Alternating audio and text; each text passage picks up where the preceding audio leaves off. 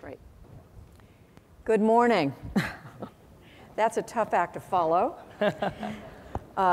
Thank you, Secretary Summers. I'm delighted to be here. I am Judy Woodruff for the PBS NewsHour, and there's not much going on in the world of news these days, so it was easy to slip away to participate in this conference. I was honored to have been asked to moderate this distinguished panel. And our topic is a global outlook. What does the economy look like globally, and what does that mean for business in general and for exports in particular?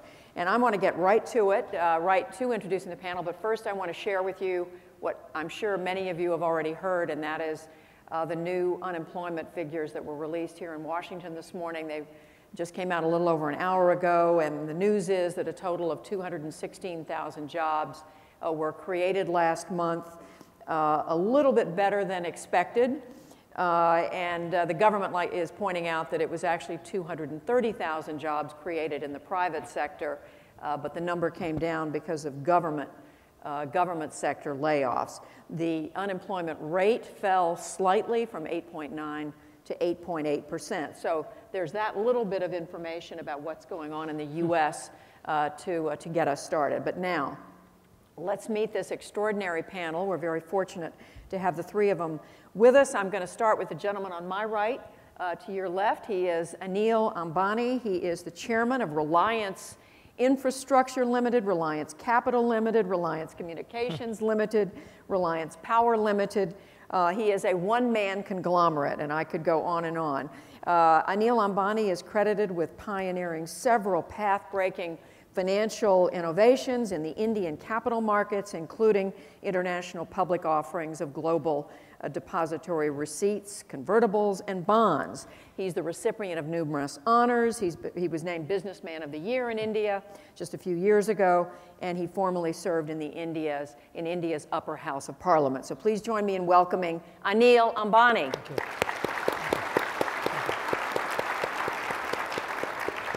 To my left, to your right, is Arvind Subramanian. He is a senior fellow jointly at the Peterson Institute for International Economics and the Center for Global Development. He's also senior research professor at the Johns Hopkins University. Previously, he helped run the research department at the International Monetary Fund. He has published widely in academic journals, written on growth, trade, development institutions, aid, oil, India, Africa, and on and on. Please join me in welcoming Arvind Subramanian.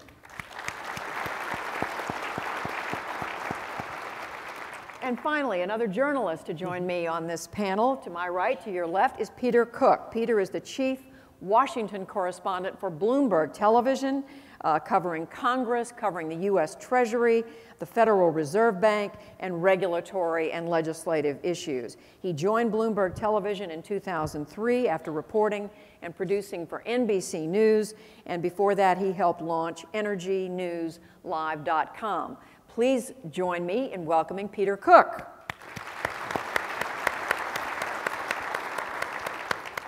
So Arvind Subramanian, I'm going to start with you just to give us, I mentioned what the unemployment numbers here in the United States, but give us your sense of the global economic picture. There's a lot going on right now. If you want to factor Japan and the Middle East in, please do, but take it away. Yeah. Thanks, Judy, and thanks to all of you for inviting me.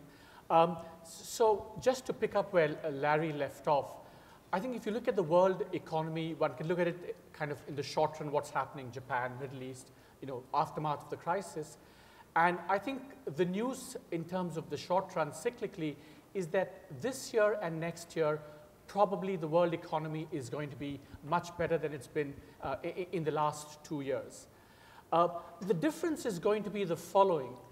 In the last 2 years, in the immediate aftermath of the crisis, we had what we call a divergence in performance between the industrial countries and the emerging market countries. The emerging market countries were blazing away, and the US and Europe were kind of chugging along.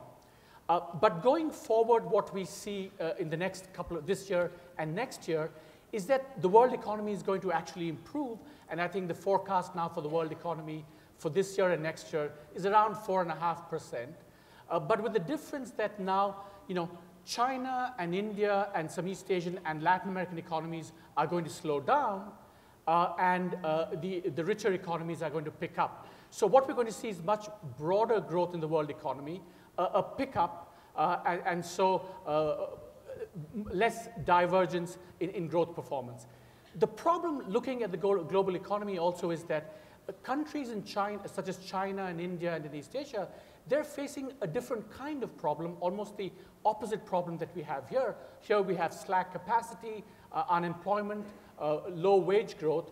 But in China and especially in India and some countries in Latin America, we actually have the specter of pretty high inflation. Commodity prices have gone up, food prices have gone up, and so China is overheating and India is overheating. So they will have to address that to kind of slow down growth. So broadly, I think in the short run, things are improving and broadening in terms of growth opportunities with more balanced growth across the world. So that's the short run. Judy, can I just talk about the scary long run? Sure, why not depress us? Go ahead, okay. Go right ahead. So let me depress you with this chart. It's based on on the book that I'm just completing. Now, supposing we looked ahead kind of longer, 10, 20 years, what we see is what Larry said is in motion. We see this process of convergence. The poorer countries are growing very rapidly and have caught up.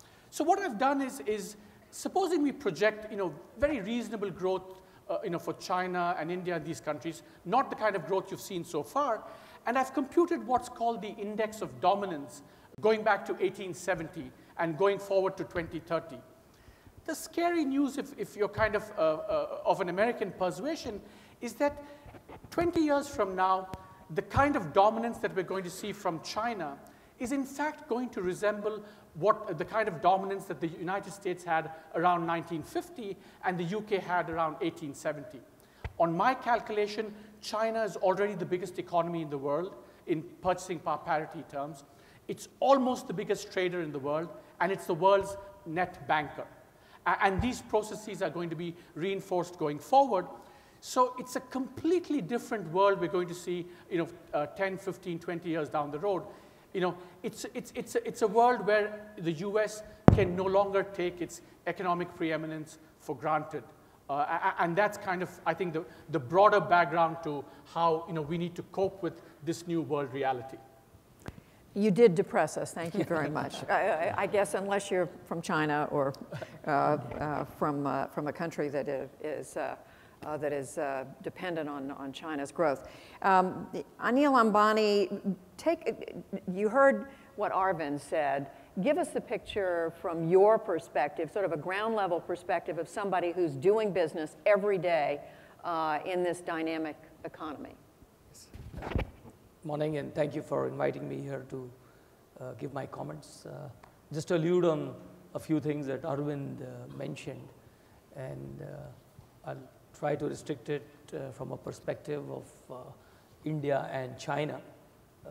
The world has moved away from a dialogue in the 80s and the 90s to India or China to India and China. It is now no longer possible for global corporations and individuals and human beings to ignore either of the two countries, India or China. And as Arvind mentioned in his comments, while most of the developed world and the US and Europe are trying to stimulate demand and create employment, our challenge is around inflation, not moving to hyperinflation, around food inflation, because cost of food and quality of food is more in demand as there is more purchasing power with the millions of people in India and China. And to achieve a 8, 9, 10% plus GDP growth rate on a sustained basis is really possible for both these countries to really prolong for a long period of time. Those sorts of levels of economic growth are practically impossible for anybody who's sitting in the US to even dream about, because it's only going to be a nightmare. It's never ever going to be a reality. You spoke about the unemployment numbers released this morning, and we speak about 250 or 300,000 new jobs or less jobs being created. And I was just sharing yesterday with somebody else that India as a country adds 15 to 20 million mobile new customers every month. All the mobile operators put together in Europe and the US cannot add that much in a year. And it is driven by the growing prosperity of both these countries, and there is huge potential for growth. So one concern that neither India nor China need to think about is we're building all this very large capacity, where is it going to be consumed? The consumption engines are sitting in their own countries. And also with the evolving change in trade, India is now China's largest trading partner. A coveted position that was held by the United States for many, many decades has moved along, has changed, and China has India as its largest market in the region, and are clearly moving along to dominate, and I should use that word, in terms of dominating the Indian market. So both the countries will grow exponentially. Our standards of living are going to only substantially increase, and the quality of goods and services is going to be dramatically enhanced in terms of the cost and quality of products that our customers and our consumers want. At the end of the day, we are 2 billion plus more people sitting out there. And of course, the difference between India and China on the demographic platform is India is a young country compared to China. And it may just be an eye-opener for a number of people in this room that in less than a decade from now, we will have just about 500 million people under the age of 30 in India. And that's more than twice the population in the United States in aggregate terms. So the real engines for global growth and economy, without getting into what's going to happen to Europe and in Arvind's chart in terms of the US, both these countries, India and China, will plow along at a very rapid rate. I think of the enormous education challenge with, what did you say, 500 million? Yes, I think that it's a good point that you make in terms of the education challenge. I think we have the opportunity set of 500 million youth is a great opportunity, but it can be a great liability also. And the only way for us to reap the demographic dividend going forward, because it's easy to say we have all these young people, but if they are jobless, then we could have a revolution in India of any type. So the needs of creating infrastructure and education, which I call as intellectual infrastructure, and then there's a social infrastructure, which is our healthcare, our medical system, and our physical infrastructure, which is around roads, ports, water, sanitation, etc. I think those will be the prime movers for India in the next phase of growth. And as you know, that India has transformed itself over the last many decades from a very large agricultural economy, that more than 50% plus of our GDP is now coming from services. So that's the transformation that's really taken place, and I think that India is moving along in creating the intellectual infrastructure, the social infrastructure, and the physical infrastructure to serve the needs of the ambitions of this young country.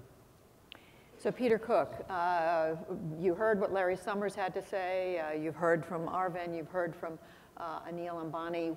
From a Washington perspective, from somebody who covers Washington, how does it all look? What would you add to the picture that they've begun to paint for us? Well, I think the picture that we heard first of all is a picture that scares a lot of Americans, worries a lot of Americans, and yet a lot of policymakers who I cover here in Washington may not be totally prepared for that adjustment, may not be making the decisions right now to try and prevent the demise, if you will, of the United States in terms of its economic position. Certainly not everyone believes the United States economic position is going to be diminished going forward, but are they making the policy choices right now to prevent that from happening? The investment in research and development, the investment in education, and the very difficult decisions that policymakers have to make In the short term about the budget, Judy, you know, you've been covering it yourself. $60 billion they're fighting over discretionary spending right now.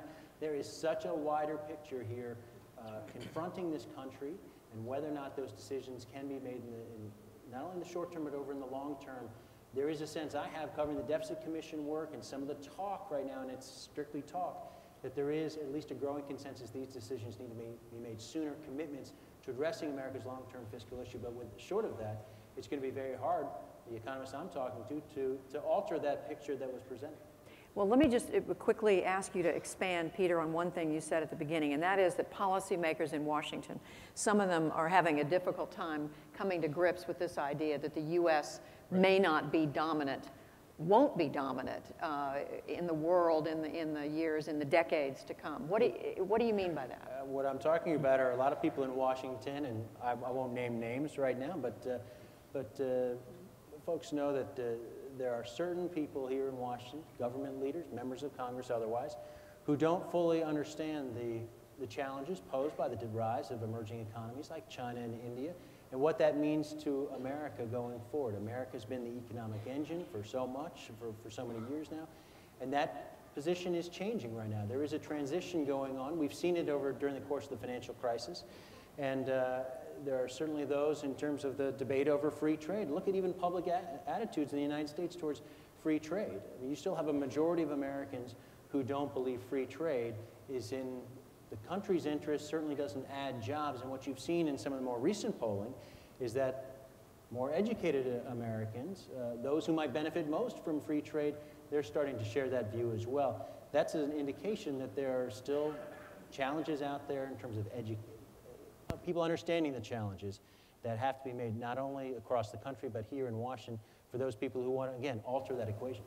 Far be it from us, though, to say that politics would ever get in the way of recognizing the the realities that need to be recognized. Let's bore down a little bit deeper then in some of what we've talked about. Arvind, you painted the broad picture for us.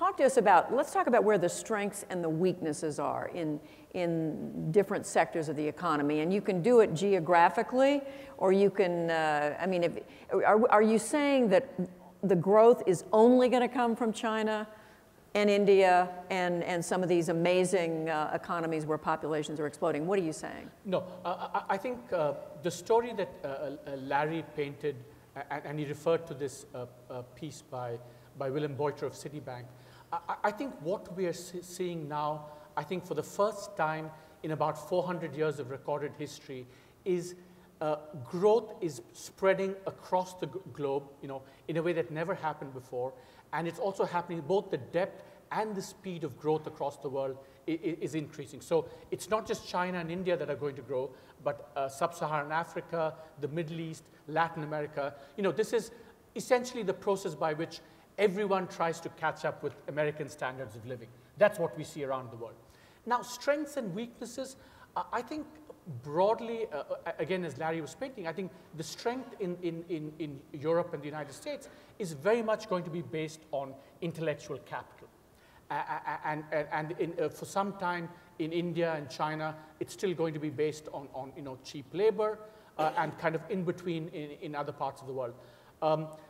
In Africa, there's a kind of a commodity-based story that people tell, but of course commodities can be a mixed blessing because on the one hand, commodity prices go up, but that also means that a lot of wealth gets concentrated in the hands of very few people, usually governments, and that creates a lot of corruption, a lot of rent-seeking, and a lot of conflict. And frankly, what's happened in many, many commodities, and we see that now in the Middle East as well, that these concentrations of wealth in the hands of government have actually prevented political reform and economic progress and private sector progress. So it's not as if everything is going to be hunky-dory around the world. I think it's going to be very mixed, uneven, but broadly one can paint a picture of general prosperity rising. There's one point I would like to make, in terms of the strengths and weaknesses of the U.S. economy, right? Yeah. I think there is no doubt that the U.S. is going to continue to be a fountain of creativity. It's got the software for development, which in a way that's unique. The problem, I think, for the U.S., I think the U.S. has two big problems. One, I think, is what Peter referred to, which is the fiscal, the entitlement problem. It's very complicated. Many of you know this better than I do. But I think an underappreciated problem in the United States, again, which Peter kind of alluded to, is what I call the economic problem, the structural problem. And there's a very nice metaphor that Larry Katz, a professor of Harvard, how he describes this. He says the United States is like an apartment block that 20 years ago was the envy of the neighborhood. Today, the penthouses are growing bigger and bigger.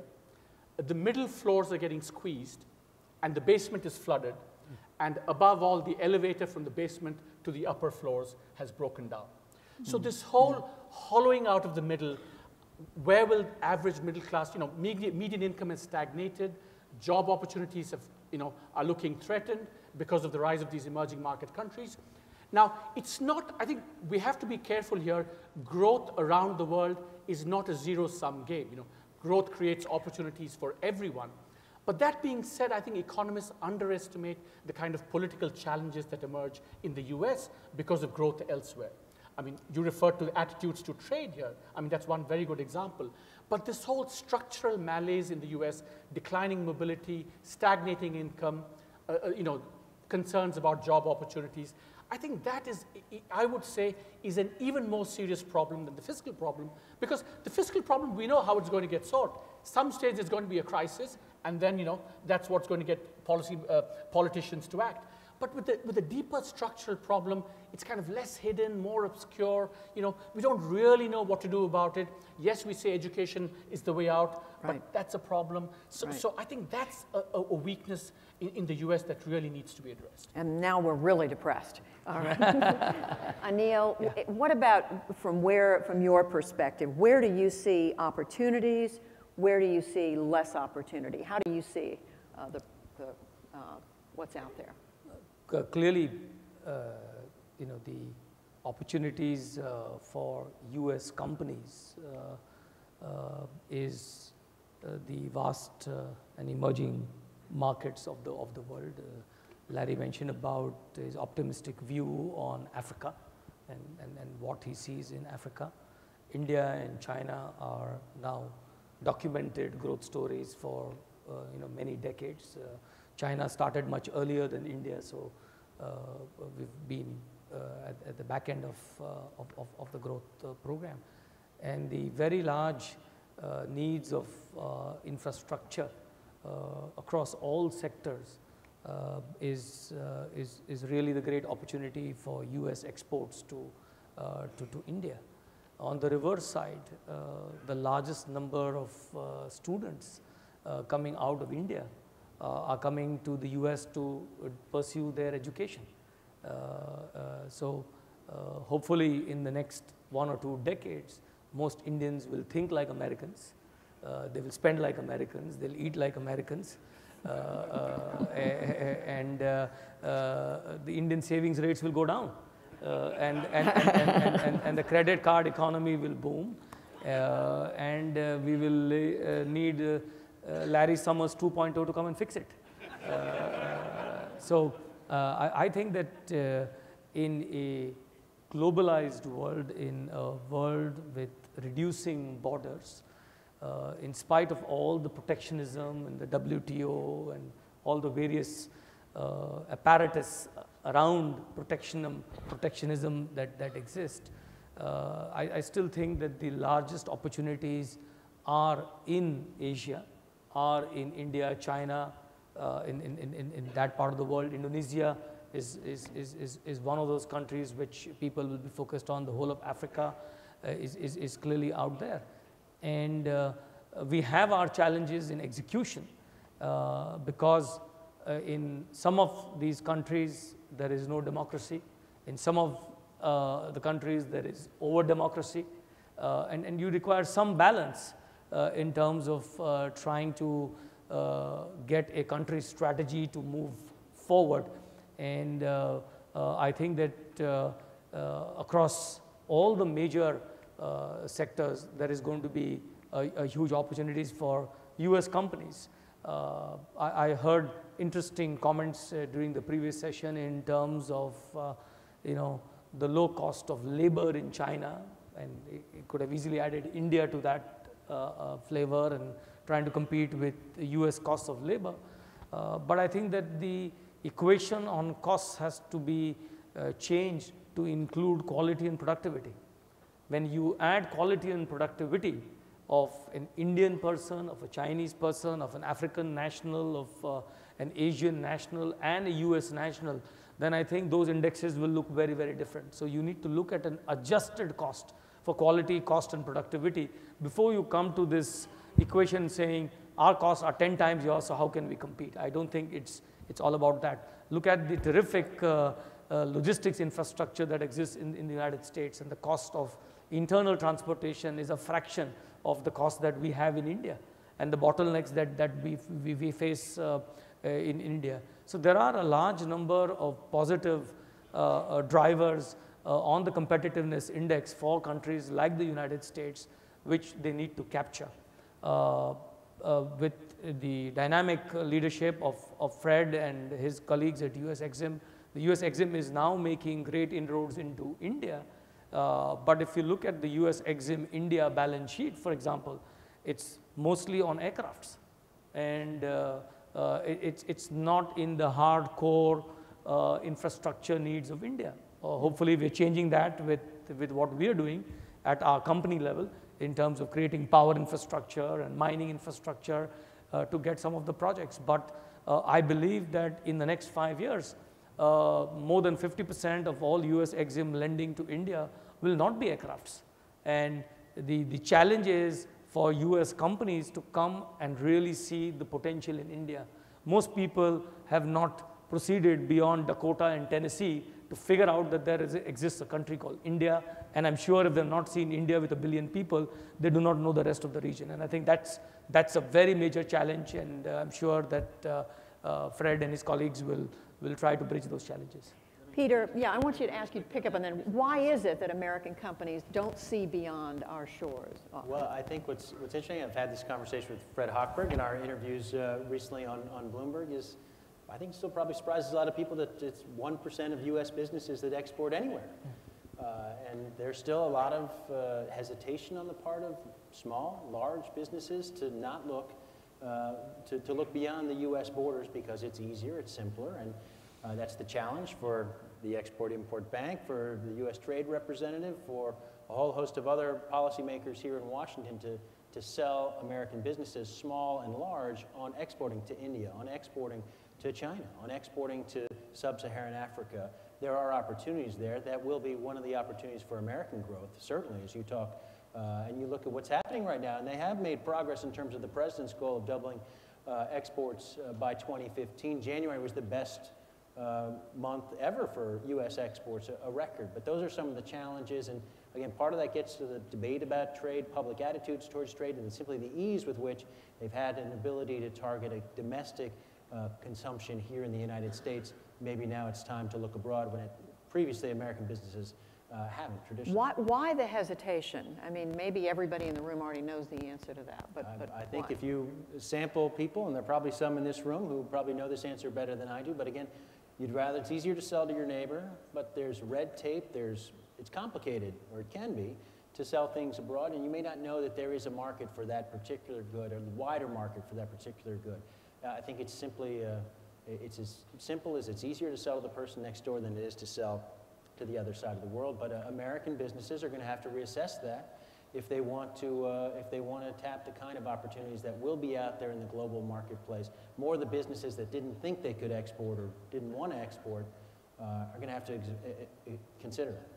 And Neil, maybe this is an audience wherein everybody's already involved in export, so they don't need to hear this. But for those firms, for those executives who aren't comfortable yet or just are dipping their toe in, what do you say to reassure them that this is a smart thing to do? No, I think that the knowledge of the Indian market, that it exists, it's not a difficult place to do business, and I think that one of the great binders and the great catalyst for better trade and better cooperation, better human understanding is the power of the language. nearly everybody speaks English in the current generation, and in the next generation, everybody will speak American as you move forward. Appreciate the distinction. And I make that distinction. The power of the Indian democratic process, the power of accounting standards, the power of transparency, of information, of just the fact that so many million Indians live in the US, so many million Indians have been educated in the US.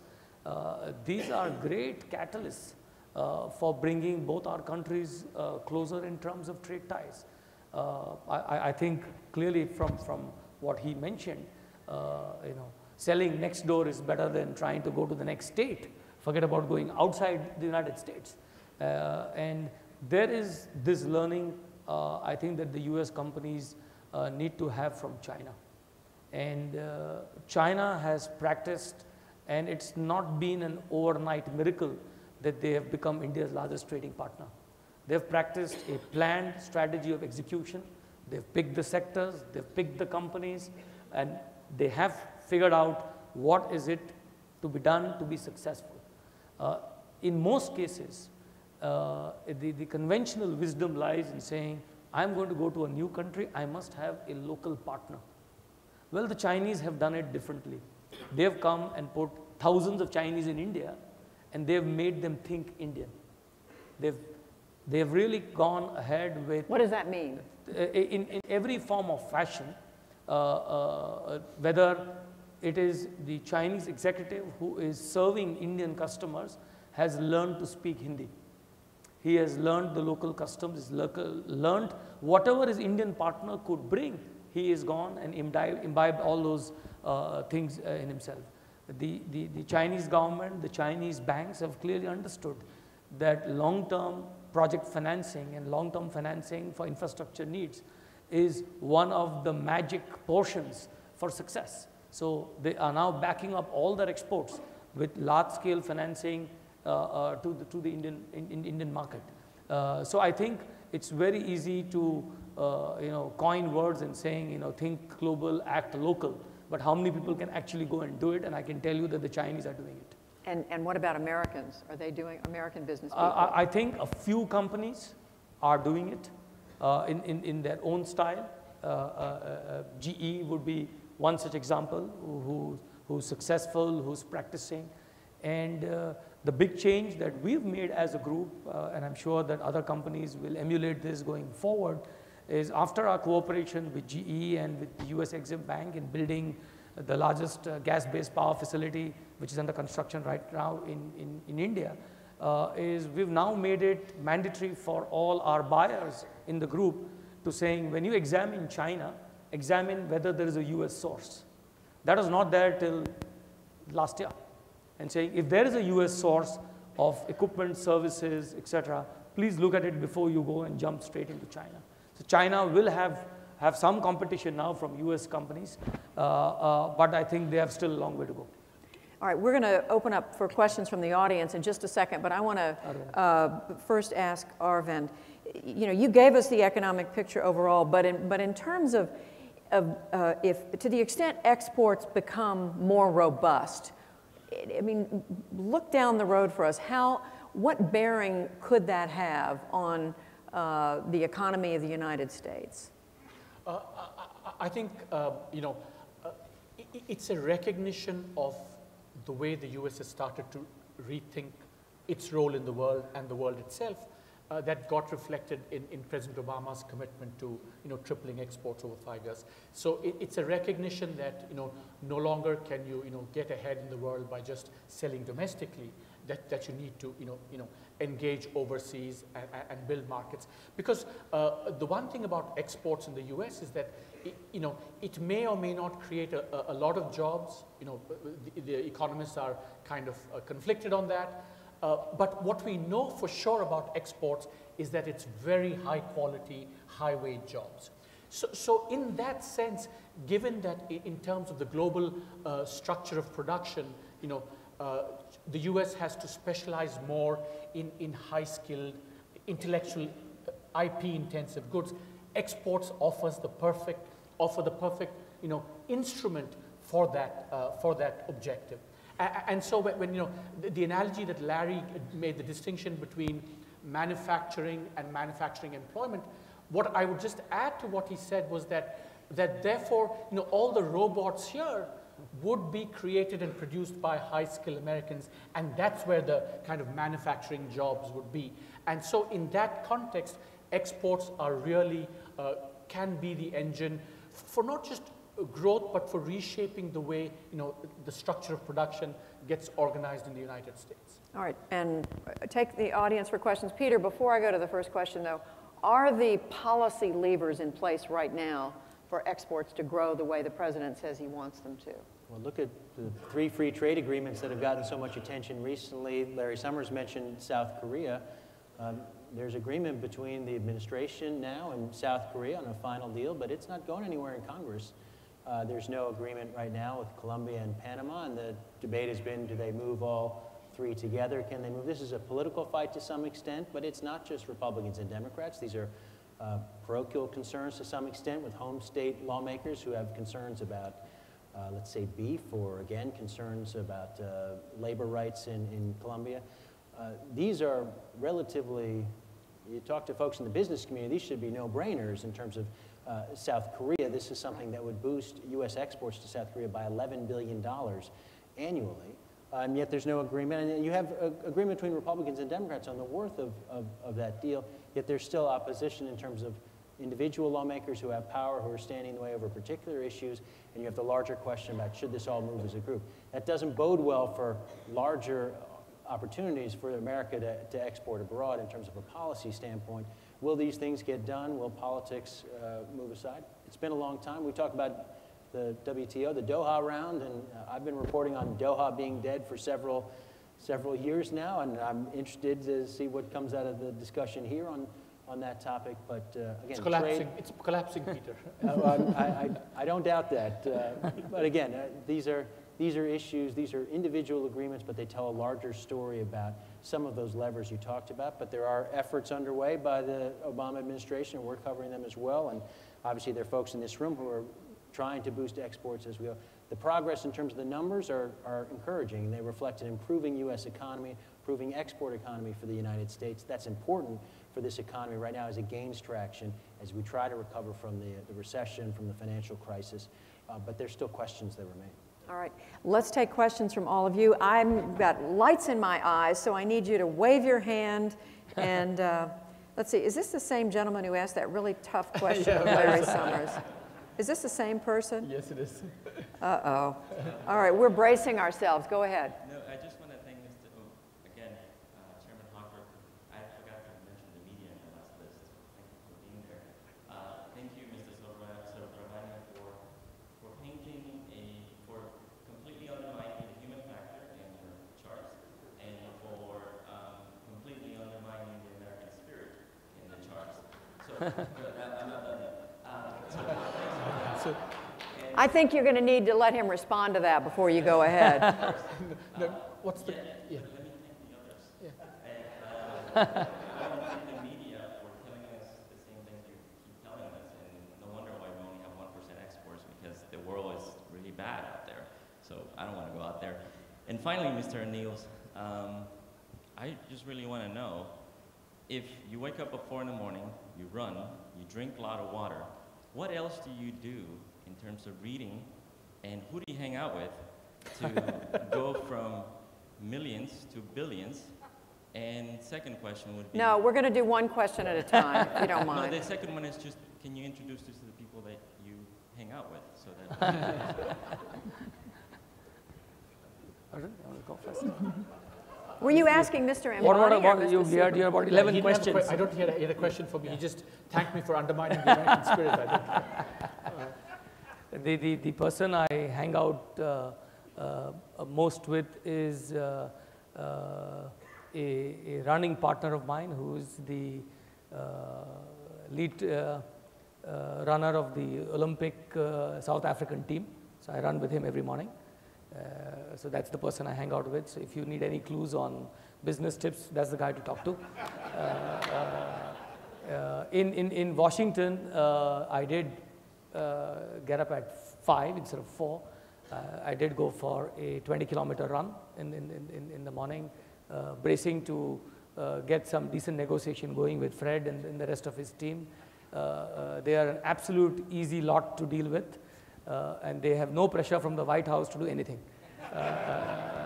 So we need to move our levers there accordingly. If I understood, one of your other questions was how do you grow from millions to billions, etc. I think you add zeros. you add zeros, which is the Indian trait, as Arvind's picked it up. But you don't put ones before them; you just add zeros all the way through. I think that going forward, and I'll just use a quote from my late father, who was the visionary and the creator of the Reliance Group, and he said that he not only enjoyed creation of wealth, but he enjoyed more the distribution of that wealth. So the more you distribute, and we have 11 million shareholders in the entire group, it's the world's largest shareholder family. Nothing can give you more joy than the art and the joy of sharing all the wealth that you're creating. All right. All right, we've got waving. How about this woman right?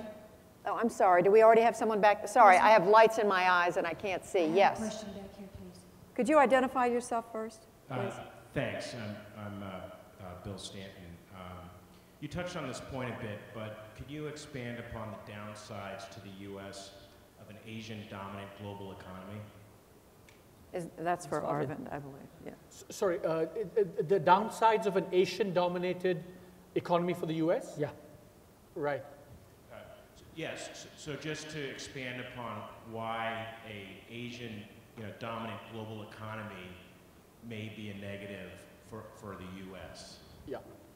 Yeah. So I think in a narrow economic sense, it's kind of it's not a zero-sum game. China, India, Indonesia grow rapidly, more demand for U.S. exports. So I think that's a good thing. But I think if you were had a cynical view of the world and said, that countries, when they become economically dominant, also, exercise power, that's when, things start getting a bit murky. In the history of humanity, dominant powers have always used powers. Some, like the US, have used it in a very, relatively benign fashion, bequeathing to the world a kind of, if you think about what's happening in this world, for example, the fact that we all talk about, rising prosperity around the world, I think it's in large part a tribute to what the US did after 1945 to create a really open economic and trade system. Now, we want that system to continue because everyone has gained from that system. But, there's a darker view of the world where you think that, well, if too much power gets, say, concentrated in Chinese hands, will that system continue or not? I'm not saying it won't continue. I think there are good reasons to believe that, the China also has a stake in continuing the system, but we can't be sure.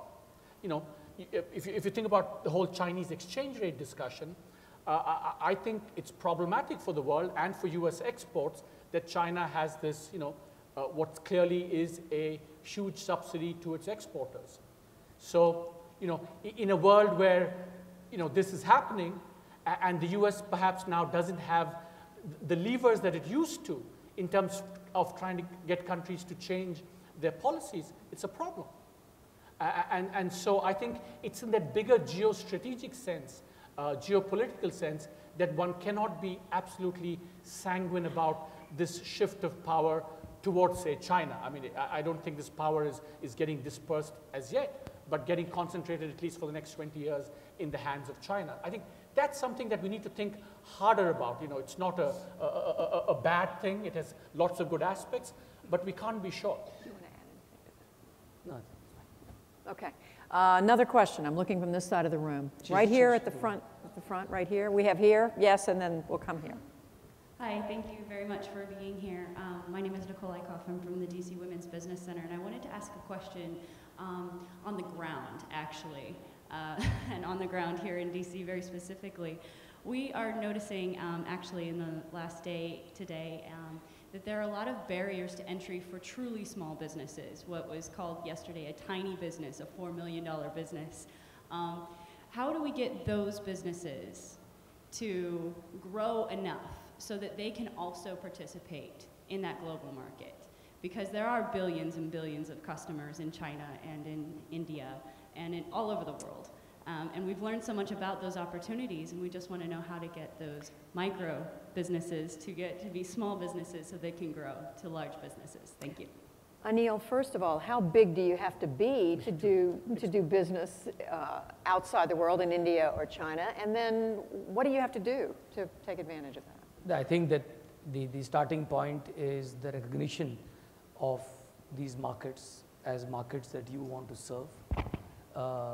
Second is, if there is a competency in your products or in your services that you think you have the competitive edge for some reason to serve those customers, because at the scale that you're talking about, micro or micro mini sort of a thing, the entire supply chain, the logistics, the costs of just serving customers will be quite mind-boggling. However, I think that the social network and the internet are good tools of moving forward to get recognition of markets as well as recognition of the potential of what can be really done. I think that there has to be a sectorial focus towards doing things, because you can't mean everything to everybody in 1 billion people in India or 1.5 billion people in China. You will always face the comfort factor that he mentioned, that your neighborhood store may be a better customer for you, and you may not want that geographic diversification to occur going forward. Unfortunately, these markets have to be served for the long term, and I think that in some other countries, that what we've seen, what the Chinese smaller companies have done to serve Indian markets, is that they've gone into joint ventures with smaller companies in India who can then serve them and outsource some of the products and do the finished work here, or do the value-added manufacturing in India, or set up customer service centers in India. So it's got to be really a more collaborative approach. I don't think that the direct serve model to customers is likely to make any progress. It will just severely frustrate you and impact your thinking and saying, I'm actually good to sell into the next zip code, and I don't want to do anything further. I'm going to do something. Yeah, Can I add Peter. one thing to that? Just this is a word of encouragement for you. I'm here in Washington. I'm talking to a lot of politicians, business leaders when they come through here, but I've also had the opportunity at Bloomberg to talk to business folks across the country in different ranges of business. And I had interaction with someone not too long ago who is outside the United States, southern part of the country, and they operate a consulting business where they help retailers, and I'll paraphrase it, they help retailers sort of set up locations and how to display certain things. It's a consulting business, a service business. And they put their business on the web, and they had some search engine optimization so that if you searched for certain things, you would find this business. You all know about it well. And the range of solicitations, contacts they received from folks outside the United States, totally out of the blue, was a total surprise for them. The internet, as Mr. Ambani said, is a game changer for small businesses, and anyone who's not trying to reach out beyond just those people on Facebook here in the United States are doing themselves a disservice and not taking advantage of an incredible opportunity, an opportunity to level the playing field for a lot of American businesses. Before we go to the next question, Fred Hochberg, do you want to add anything to that about what small businesses should know who are interested in exporting? I don't know if we can get a microphone to him, or he can come on, run on up. He's right here. I just thought, since he deals with this every day, we ought to ask him. We can just give everyone your number if you want. Well, what we talked about yesterday, where is it there? Global access for small business.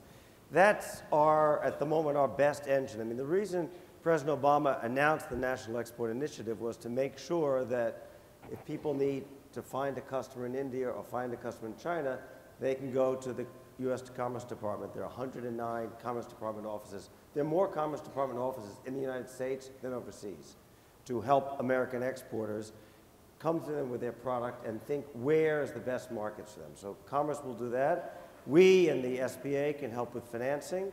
And if there are trade issues, the United States Trade Representative helps with that piece. But we are planning a minimum of 20 global access events around the country. We have done 5. I mentioned we have one scheduled in Long Island and one in New Jersey.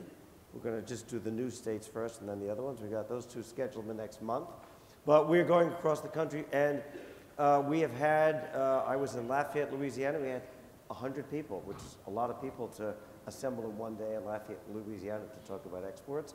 And I had 125 in Billings, and we had 300 in Chicago. So one of the things is we're having those forums, and what we do with those is we bring in an expert from Exim Bank, SBA Commerce, and at the tail end of it, we just do one-on-one counseling, free of charge. So I've had people come in, bring their product, and say, okay, now what do I do next? So that's one way we can help small businesses. Practical. Okay, great. Now this gentleman, you've been patient. It's your turn. Thank you very much. Frank Savage from the Induja Group. Neil, when I opened up my BlackBerry this morning, I saw an announcement that the government had made some changes in the ability of foreign firms to formulate joint ventures with Indian companies. And I think that was attributable to the fact that actually foreign direct investment in India has dropped a little bit over the last year. And when you talk about the areas of commonality between the United States and India, for example, our language, legal system, et cetera, it seemed to me that there could be a tremendous opportunity for Indian companies. Can you hold the microphone right up to your mouth? Yes, Thank for you. Indian companies to collaborate with American companies in really pursuing the business that we see not only in China, but throughout the world. Do you see that as being a possibility? Yes, I think that I'm not familiar with restrictions or changes being made on the foreign direct investment front. But I think that it's good to understand the needs of foreign capital for India as a country in its economic journey into the future. In 1991, we had only $600 million of reserves. We were on the brink of bankruptcy. We had to pledge our gold. And Dr. Manmohan Singh, our prime minister, was our finance minister at that stage. And the father of Indian economic reforms started the process in 1991. We're now cruising at over $300 billion in foreign exchange reserves, probably the 5th largest in the world, and an economy that's growing at 8, 9, 10%, depending on what numbers you're looking at per year in terms of the economic engine for growth. A decade or so ago, less than 1% of our total capital formation in India was driven by foreign direct investment. 99% of all capital formation in India was done from our domestic savings, which are running at 30% plus. So we've moved from that 1% now to nearly 4 or 5%. So the current mix looks like 95-5. At least from my own personal viewpoint, and I think that I speak on behalf of the vast majority of people who I know in New Delhi, we welcome foreign direct investment with open arms. We have prioritized our investment in sectors. For example, if you want to, as a foreigner, invest in the port sector in India, 100% FDI is allowed, power, 100% is allowed. And in a large number of sectors, we are even more liberal than a lot of other countries which are seeking foreign direct investment. However, all our integration with the global economy on the foreign direct investment side is both careful and calibrated. So we will actually time what is in the interest of the country, the sector, the existing players, the incumbents, and look at that and then follow a conservative approach. And there is unlikely to be a Robin Hood approach towards foreign direct investment. We would like to see as a country more foreign direct investment, but still the bulwark of all our investment is our domestic savings and our domestic capital that does exist in India. But across sectors, we see the growing interest of foreign direct investment. What's clearly happening for India and Indian industry over the last decade that as we gain more confidence in being on the global platform and the global stage on our own with our strong reserves position, a large number of Indian companies are now investing overseas. So some of the major brands overseas are being acquired by industrial groups in India. A large number of companies are now investing into the United States. So there is actually reverse foreign direct investment coming into the US. And I expect this trend to only accelerate in the next decade going forward. And this will be again aided and abetted by the demographics, where more and more Indians who are studying in the United States will go back to work in India and then have a reverse flow of capital back into the United States. All right, you want to make a comment, and then I think we have time for one more question, or we may have to wrap it up because we're right at 11 o'clock, but go ahead. Yeah, so in terms of, I have a hypothesis about why American companies are less successful overseas than from other countries. And let me give you an example. So when India, got the nuclear deal through, so civilian nuclear equipment could be sold into India. Now, the legal regime in India, the liability law was passed, and the legal regime was not a bit murky, opaque, obscure, uncertain, discretionary. Now, these are things that American companies used to kind of rule of law and certainty feel much more uncomfortable about dealing with. The French have sold their reactors, the Russians have sold their the civil nuclear equipment to India, but the US companies are lagging behind. And I think it's this instinctive need for certainty and rule of law. And if you don't find that around the world, American companies feel much more uncomfortable. And that's a kind of psychological thing that American companies have to learn to overcome and deal with a world that will, by definition, in terms of the legal regime, rule of law, will be very different from what you have in the United States. All right, that's a sobering and instructive point to end on. Do we want to take one more question? Let's see. Do we have one? I can't. Again, I can't see. We have one question here. All right, go right ahead. Hi, I'm Ray Alstolis. I'm a banker from Cleveland, involved in foreign trade. I'm enthused about a lot of things I've heard today, but one of the recurring themes has been the importance of education, particularly in science and technology here in the United States, in order to keep our edge. And yet, the disconnect that I thought I heard was the captains of industry we had here yesterday joking about a zero tax rate, and then things we hear in Washington with Mr. Boehner with his hands in his pocket, shrugging his shoulders, saying we're broke. Perhaps the question to the gentleman from Bloomberg, is there any serious movement on the education front here that you may have detected which might impact our ability, or are we stuck in a similar mode as we are with free trade agreements, and that we seem to have an interesting game going forward, but we're stuck in the ditch in Washington? I'll offer you a couple of thoughts on that, just from my perspective, covering Washington. One is the Race to the Top initiative that is underway at the Obama administration, this effort to try and incentivize states to try new approaches to education. It's been controversial. Not every state's been thrilled with it, and it costs money, of course.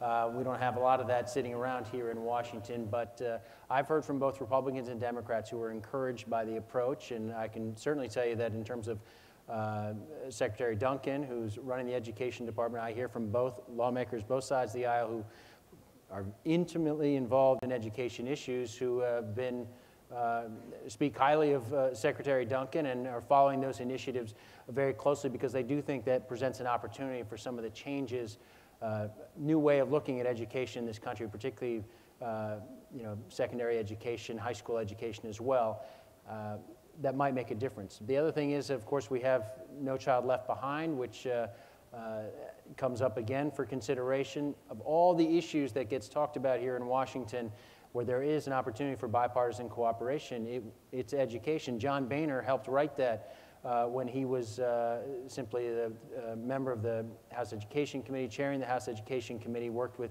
Ted Kennedy. If there's someone on the Republican side who can work with Democrats on education, it's going to be John Boehner.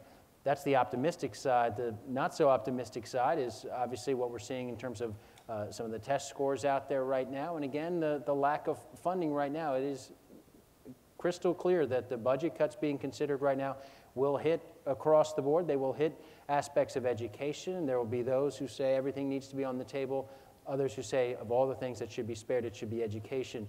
Are we spending those dollars wisely? That's a policy debate that's going on. People feel very strongly about where we should devote those dollars, and the only thing I can tell you is that if there is an area of agreement that I see in terms of the people I talk to up on the Hill, it is on education in terms of principle, in terms of policy. There are clearly policy differences, and I can't offer you that much encouragement that those differences are going to be overcome in the short term. We know that Republicans are, I was just saying I would simply add Republicans are targeting higher education grants, the so-called Pell grants for students, low-income students. That's one of the targets in the cuts they're looking at for the 2011 budget. And we haven't seen the 2012 numbers yet, but I think to the extent there's a lot of pressure to cut, as Peter said, education is very likely to be part of that. So to the extent the economy turns around, states feel more flush, the federal government feels more flush, that bodes well for education, but it's very much something that is subject to the economy and to the political dynamics in this city. Just building off quickly what Mr. Ambani said about one of the real strengths of the U.S. economy, the education system going forward, the number of foreigners who do want to come here and study at our universities. If there's a real room for optimism in this country going forward, it's still the strength of that university system and the fact that so many foreigners do want to come here and learn. We'd like perhaps for a few more of them to stay, but that's another policy issue as well. So. In the 80s and the 90s, in India, we used to talk about brain drain. Indians coming and staying, pursuing undergraduation, graduation, doctorates, and engineers and doctors coming and staying back in the US. So India used to call it as a brain drain. We are now in the brain gain mode, where people come to the US, study here, and come back to India, and then look at now two things. One is investing into the United States, and two is making the US as their markets. It's been a transformation in the last 25 years from a brain drain mode to a brain gain mode. And I think the same thing to an extent happening in China with more of their I think just since you mentioned China, I want to make a mention that you know, we value the US education system. I spoke about Indian speaking English to moving to Indian speaking American. But the new change that I see, and it's slowly taking off in India, is more and more Indian students are now going to study to China. There are a large number of Indians who are now going and studying medicine in China. A, it's cheaper than India.